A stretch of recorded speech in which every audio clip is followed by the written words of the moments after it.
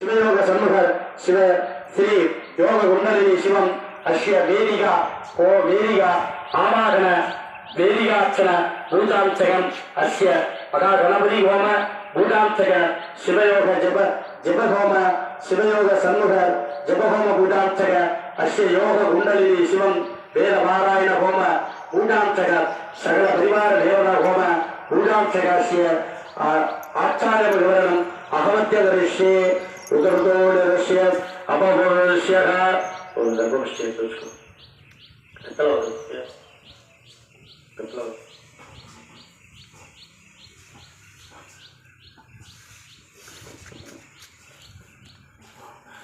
பொழுது இந்த பலத்தட்டில் வந்துட்டு உங்களுடைய கோரிக்கைகள் உங்களுடைய வேண்டுதல்கள் உங்களுடைய மனதிற்குரிய என்ன உங்களுடைய எண்ணங்கள் எல்லாம் தோன்றுவோ அதெல்லாம் வந்து வைத்து அந்த அச்சரை பிரார்த்தனை பண்ணிட்டு யோக குண்டலினி சிவன்கிட்ட வந்து பிரார்த்தனை பண்ணிட்டு இந்த அச்சரையை போட்டு தொட்டு நமஸ்காரம் பண்ண மாதிரி கேட்டுக்கொள்கிறோம். எதற்காக அப்படி இந்த பழக்கத்தில் தொட்டு கும்பிட்டுறோம்னா இந்த அந்த நிறைவு பகுதியில் வந்து அவருக்கு அந்த தேங்காய் பழத்தட்டு முன்னாடி வச்சு நைவேத்தியமாக படைக்கப்படுகிறது.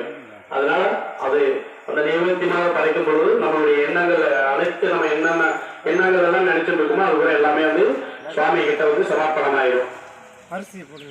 என்னோடது கிருஷ்ணா தேட்டர் அப்படியே எல்லாரும் போட்டு தொட்டு நமஸ்காரம் எடுங்க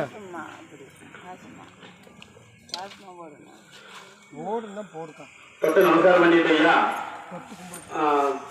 அந்த பழத்தட்டை வந்து சுவாமி முன்னாடி வச்சுட்டு பிரார்த்தனை பண்ணி வேண்டி அங்கிருந்து எடுத்துட்டு வந்து எங்கள்கிட்ட கொடுக்கணும், அனுமதி கொடுக்கணும். இப்பொழுது சங்கரவம் நடைபெற்று அதுக்கப்புறம் வந்து தெய்வத்திட்ட இருந்து அனுமதி வாங்கிட்டு வரணும். அதுக்கு பேர் தான் தேவதா அடுக்கை என்று சொல்றாங்க. ஓம் ஆச்சாரியா. அடுத்ததாக இந்த இடத்தெல்லாம் சுத்தப்படுத்தும் விதமாக வர்ண பகவான் என்ற கும்பத்தில் ஆவாகனம் செய்து 30 கோடி தேவர்களும் அனைத்து தெய்வங்களும் குடியிருக்கிற இடம் ஒரே இடம் நம்ம கோமா தான். அந்த கோமாவிலிருந்து கிடைக்கப்படுகிற பசும்பால், தயிர், நெய், கோசலம் என்று சொல்லக்கூடிய கோமியம், பசுசாலம், இந்த 5 வகையான பொருட்களை வந்து சேர்த்து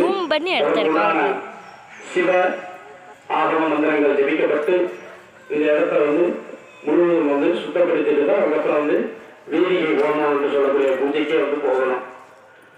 இப்போ வந்து சுத்தப்படுத்துவதாக புண்ணியாகவாதனம் என்று சொல்லக்கூடிய சுத்த புண்ணியாகவாதன ஹோம பூஜைகள் நடைபெறுவது.